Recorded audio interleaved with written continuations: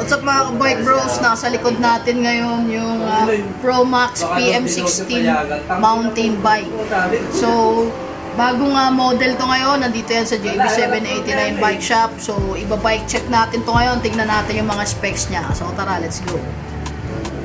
So, mag-start tayo sa frame niya mga bike bros. So, makikita nyo naman, Promax. Pinakaharap. 3 colors, white, orange, saka black. Then, yung pinaka-decals niya, silver. So, bagay na bagay yung mga kulay niya. So, nag-match naman silang lahat. And kung makikita nyo yung frame geometry niya, para siyang all mountain na na geometry. So, mataas yung angle ng head tube niya. Yan mga ka-bike bros. Kita nyo, mataas yung angle ng head tube niya. So, pwede siya sa mga 140 siguro, 140mm na suspension fork. Tapos tingnan nyo yung niya, seat stay niya, seat stay tube niya. Mga triangle geometry siya. Yan, ganda oh. Then, yung size ng mountain bike na to, from Promax, itong PM16 ay 26er to. 15.5. So, small yan. Alam ko small yung 15.5 eh. So, yan. Small frame siya. Pwede siya sa mga may height na 5'2" to 5'5". Fit siya. Then, ito naman yung top tube niya. So, may kita nyo. Yan yung orange niya, orange colorway. And then yan, may Promax dito na brand, then warning, usual na bike warning dyan nakalagay. So yan yung top tube niya. Then quick release pa to mga ka-bike bros. Yan nakikita nyo, QR pa siya. Then yung fork niya naman, stock lang na fork, coil pa to. Yan, Promax. Yan, Promax pa, coil pa yan, steel. So, medyo may kabigatan pa yan. Pwede nyo pang i-upgrade yan, mga ka-bike bros. Yung travel niya, parang 120mm. Yan, 120mm. Yung stock travel niya. Pero dito sa MTB na to, parang bagay dito kahit 140mm. Yung taas ng angle ng head tube niya, eh. Then, dito sa side na to ng frame, may kita nyo yung model niya, PM16 Plus. Yan, PM16 Plus. Then, yung stock suspension fork niya, yan, may lockout na din siya.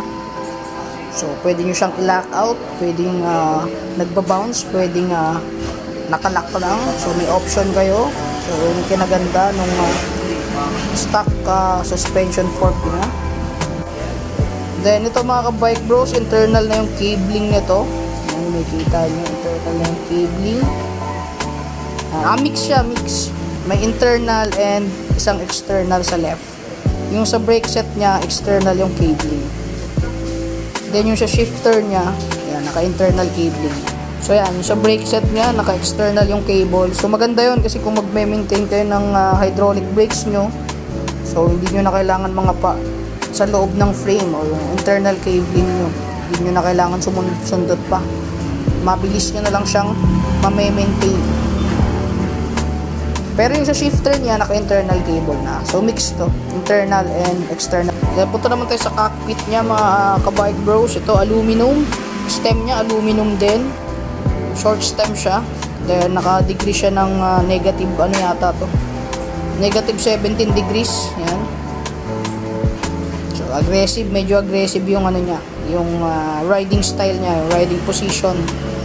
Then yung seat post naman niya mga ka-bike bros ay steel pa yan. So hindi pa siya aluminum. So pwede nyo pa yung i-upgrade sa aluminum seat post. Then yung clamp niya, quick release. Seat post clamp niya, quick release. Yan ang quick release. Then ito naman yung saddle niya.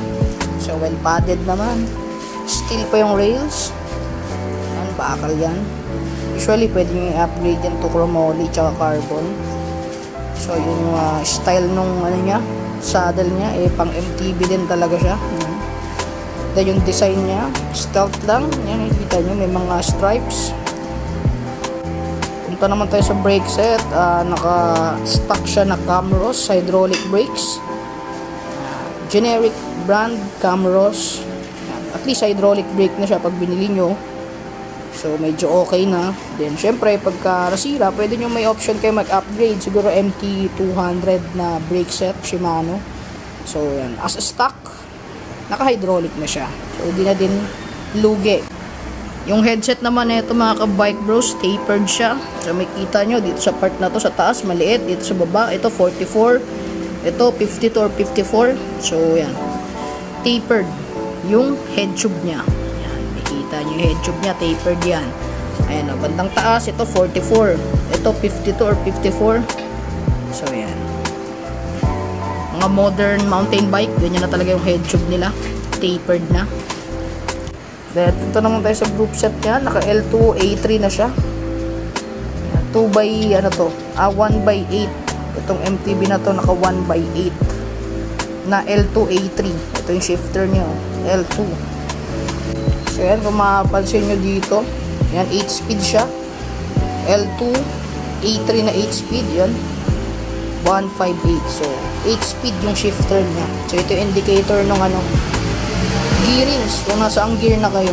So yan yung rear derailleur nya mga ka-bike bros, naka L2 A3 na din, 8 speed yan. Yan, 8 speed. Then yung cassette nya naman 1120/80 na, 8 speed na din yan.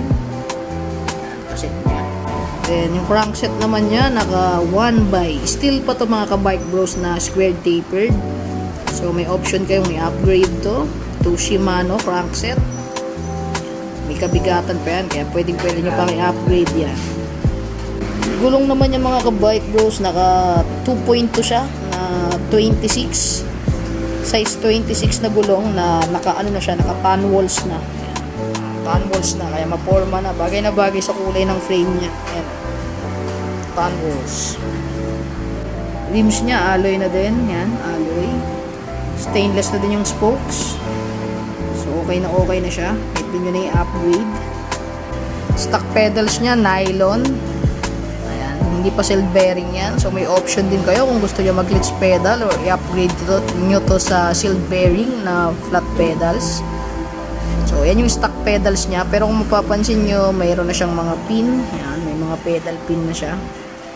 So, makapit na din to yung stock pedals pagka ginamit nyo. Yung rotors niya naman, disc rotors, yung brake rotors niya, 160mm na yan. Harap likod, yan, harap likod, 160mm. Yan naman yung hydraulic caliper niya, may kita nyo. So, yan yung hydraulic caliper niya na Camros. Naka side mount siya, yan, side mount. So, itong hydraulic caliper na to, meron siyang bleed port, no? Kahit na generic hydraulic brake siya, yan kung mapapansin nyo, meron siyang bleed port. So, pwede siyang i-bleed, no? So, ayan mga ka-bike bros, tapos na natin i-bike check, quick bike check itong Promax PM16 Plus. Yan, mountain bike from Promax. So, ang price pala nito mga ka-bike bros, magkano boss Sam? 7.5. Negotiable pa yan mga ka-bike bros, dito yan sa JB789 Bike Shop. Punta lang kayo dito. May free, ayun, may free pang battle cage tsaka taillight sabi ni Bossing. So, sulit na yon. So, lalagay ko yung link sa description below ng Facebook page ng JB789 or pwede kayo mag-drop by dito sa Lower Bikutan to no? Yes. Lower Bikutan in front of Petron. So, yan. Nandito pa yan. Mountain bike. Promax PM16 Plus.